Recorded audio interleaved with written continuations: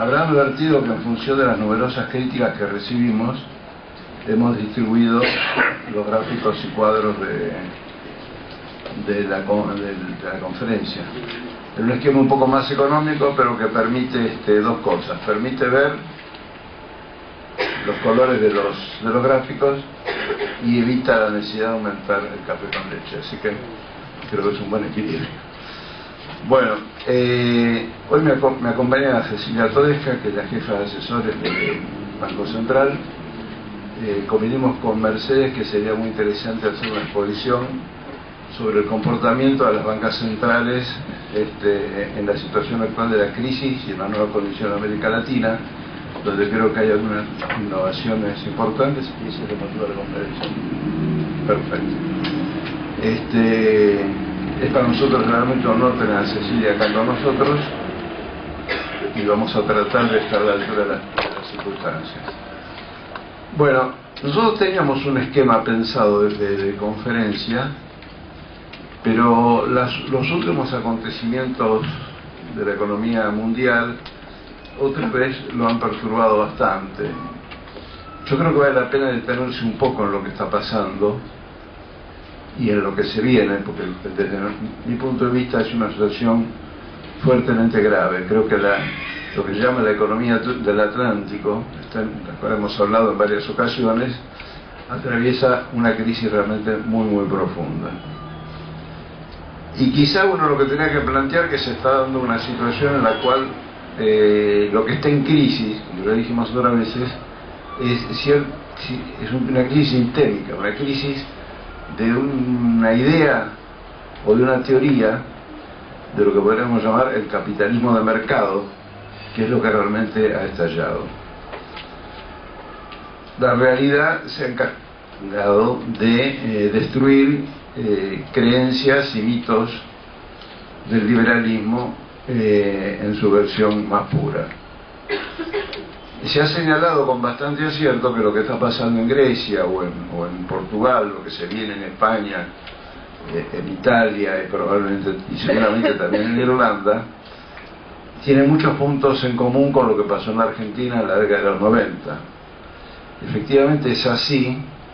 Si uno toma, por ejemplo, teníamos nosotros acá un gráfico que lo rescatamos a último momento y que lo acabamos de repartir, que es las crisis de los déficits de balance de pago en el año 2009. Y advierte que los países que están en la situación más crítica son aquellos que tienen el mayor desequilibrio de pagos. No es porque tienen el desequilibrio de pagos solamente, sino porque no tienen la capacidad que tienen los Estados Unidos de financiar emitiendo dólares su déficit. Y esa es una diferencia bastante importante. Y el caso de Grecia en ese sentido es paradigmático. Grecia y su incorporación a la Unión Europea. Ahí se incorpora a la Unión Europea un país que es de desarrollo muy limitado, se incorpora en un esquema de tipo de cambio que significa una gran apreciación con respecto al resto del mundo, y se incorpora virtualmente sin elementos de competencia para participar de ese mercado. Es más, pierde los mercados al incorporarse a la Unión Europea, pierde mercados como los de los países comunistas, dado que su moneda, el euro, pasa a estar muy apreciada con respecto a la situación anterior. Si uno mira las cifras de comercio exterior de Grecia, por ejemplo, advierte que la relación entre lo que exporta y lo que importa de los países más desarrollados de la región, como Alemania o Francia, es de 1 a 5. Exporta 1 por una importación de 5. ¿Cómo se cerraba esa brecha comercial?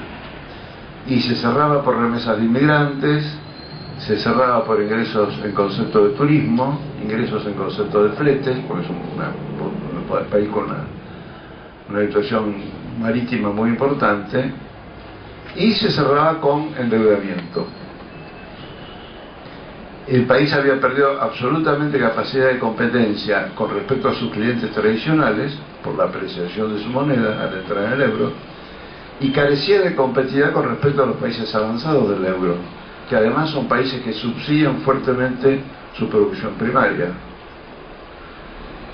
Como si todo eso fuera poco, el ingreso del país en la Unión Europea le significó pasar a formar parte de la OTAN, y como parte de la OTAN realizar un enorme esfuerzo en gasto bélico al convertirse en una especie de estado tapón con respecto a los países del Islam. De modo que es una combinación francamente explosiva.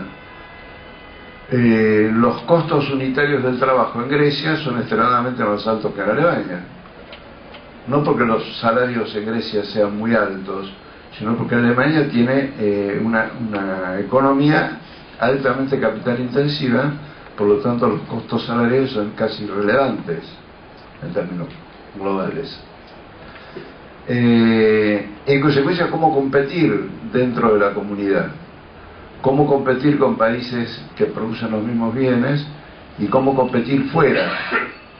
Esos mercados que perdió fuera de la comunidad fueron ganados por otros países del tercer mundo o por las potencias europeas. Ahora, no solamente el desequilibrio fiscal se convierte en algo muy importante, sino que cometen el gravísimo error de engañar con las estadísticas. Eso para nosotros tiene algunos recuerdos imborrables. Y eso provoca que el riesgo país entre diciembre y abril salte tremendamente y baje la categoría de como tomador de préstamos. Ahora, lo dramático es que